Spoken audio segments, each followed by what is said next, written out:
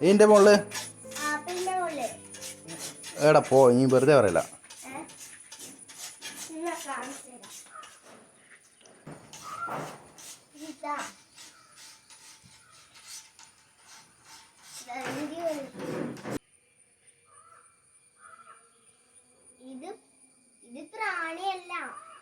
എന്നാ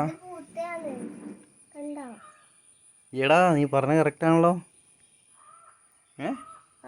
നോക്കിയേ, മൊത്തം നോക്ക്, ആപ്പിൾ മരം നോക്ക്. എടാ ഇവിടെ എല്ലാം ഉണ്ടല്ലോ, പൂക്കളുണ്ടല്ലോ.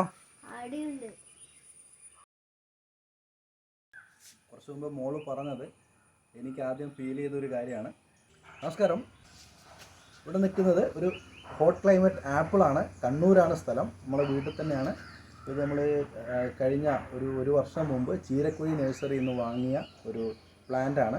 അന്ന വെറൈറ്റിയാണ്, അന്ന ഇസ്രായേൽ വെറൈറ്റിയാണ്. അപ്പോൾ അത് അത്യാവശ്യം ഹോട്ട് ക്ലൈമറ്റ് ആപ്പിളാണത്. അതിൽ ചില്ലവേഴ്സ് വളരെ കുറച്ച് മാത്രം മതി. അപ്പം അതുകൊണ്ട് നമ്മുടെ കാലാവസ്ഥയിലും കായ്ക്കും എന്നുള്ളൊരു പ്രതീക്ഷയിൽ നമ്മൾ വാങ്ങി നട്ടതാണ്. പക്ഷേ ഞാനിത് വാങ്ങിയ സമയത്ത് എല്ലാവരും എന്നെ കളിയാക്കിയിട്ടുണ്ടായിരുന്നു. ഇത് പിടിക്കുമോ, നിനക്ക് ഭ്രാന്താണെന്നുള്ള രീതിയിൽ പല ആളുകളും പറഞ്ഞിട്ടുണ്ടായിരുന്നു. പക്ഷേ എങ്കിലും കഴിഞ്ഞ ദിവസം ഞാൻ ഇതേപോലെ ഇവിടെ ഇരിക്കുന്ന സമയത്ത് ഞാനെപ്പോഴും രാവിലെ എണീറ്റ് ചെടികളുടെ മുകളിൽ പ്രാണികളുണ്ടോ പുഴുക്കളുണ്ടോ എന്നൊക്കെ നോക്കാറുണ്ട്. പെട്ടെന്ന് ഞാനിവിടെ നിന്ന് നോക്കുമ്പോൾ ഇവിടെ ഒരു നല്ല റോസ് കളറിൽ, ഒരു വയലറ്റ് റോസ് കളറിൽ എന്തോ ഒരു ഇത് എൻ്റെ കണ്ണിൽപ്പെട്ട്. അപ്പോൾ ഇത് കുറച്ചും കൂടെ ചെറുതായിരുന്നു, ഇതിപ്പം 2 ദിവസം കഴിഞ്ഞു. അപ്പോൾ ഞാൻ അവിടെ ഇരുന്ന് നോക്കിയ സമയത്ത് പെട്ടെന്ന് ചെറിയ വണ്ടുകൾ എന്തോ വന്നിരുന്ന് അതിൻ്റെ പുതിയ ഇലകൾ ഒരുപാട് വരുന്നുണ്ട്. അപ്പോൾ ആ ഇലകൾ വണ്ടുകൾ കടിച്ച് തിന്നുന്നതാണ് എന്നുള്ളൊരു ഓർമ്മയിൽ ഞാൻ ഓടി വന്ന് നോക്കിയ സമയത്താണ് എനിക്ക് ഭയങ്കര സന്തോഷം ഉണ്ടാക്കിയൊരു കാര്യം. ആപ്പിള് ഒരുപാട് മൊട്ടുകൾ ആപ്പിളിലുണ്ട്. പൂക്കുമെന്ന്, ഇത് കായ്ക്കുമെന്ന് അറിയില്ല. പക്ഷേ എങ്കിലും നമുക്ക് നമ്മുടെ നാട്ടിലത് പൂത്തു. ചിലപ്പോൾ 2 വർഷമൊക്കെ കഴിഞ്ഞിട്ടേ ചിലപ്പം അത് ആ പൂ കായായിട്ട് മാറുള്ളൂ. പക്ഷേ എങ്കിലും നമുക്ക് ഏതാണ്ടൊരു 10-30ഓളം പൂക്കൾ ഇതിൽ നമുക്ക് ലഭിച്ചിട്ടുണ്ട്. വളരെ സന്തോഷമുള്ളൊരു കാര്യമാണ്. അപ്പോൾ ഇതിന് കായാവോ എന്നുള്ളതൊക്കെ നമുക്ക് വെയിറ്റ് ചെയ്ത് കാണാം. എന്തായാലും അങ്ങനെ കണ്ണൂരിൽ ആപ്പിള് പൂത്തു.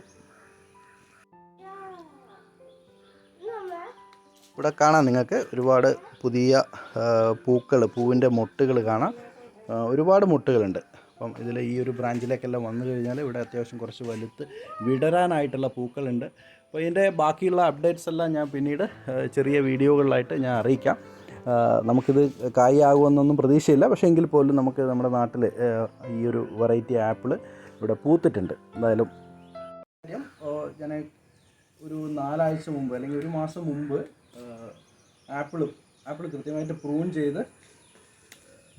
ചെയ്തതിന് ശേഷം ഇതേപോലെ നമ്മൾ വളച്ച് കെട്ടിയിട്ടുണ്ടായിരുന്നു. ചെറിയ ഇതേപോലെയുള്ള നൂലുകൾ ഉപയോഗിച്ച് ഇതിൻ്റെ ബ്രാഞ്ചസ് എല്ലാം നമ്മൾ ഇതുപോലെ വളച്ച് കെട്ടിയിട്ടുണ്ടായിരുന്നു. ഈ വളച്ച് കെട്ടിയിട്ടൊരു 4 ആഴ്ചയ്ക്ക് ശേഷമാണ് ഇതുപോലെയുള്ള ഒരുപാട് പുതിയ ബഡ്സും അതുപോലെ ഫ്ലവേഴ്സും വന്നത്.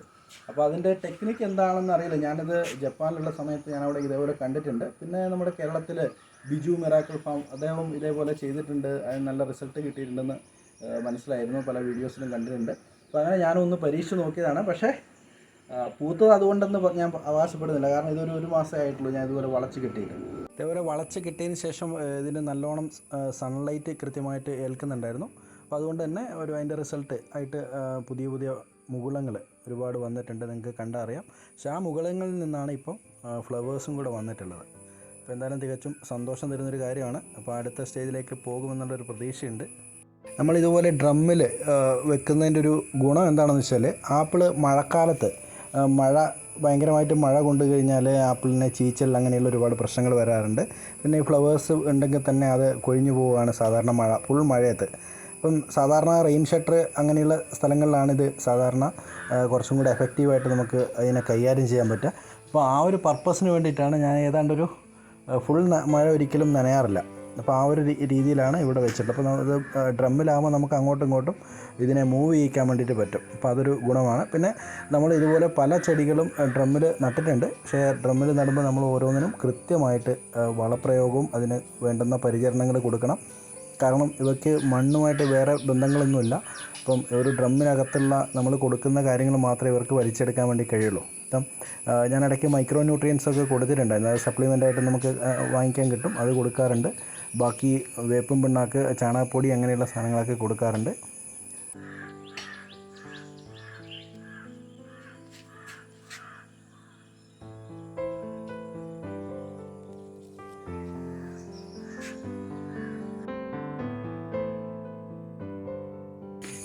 ഇതുമായി ബന്ധപ്പെട്ടുള്ള നിങ്ങളുടെ സംശയങ്ങളും അഭിപ്രായങ്ങളൊക്കെ കമൻറ്റുകളുടെ രൂപത്തിൽ നിങ്ങൾക്ക് രേഖപ്പെടുത്താവുന്നതാണ്.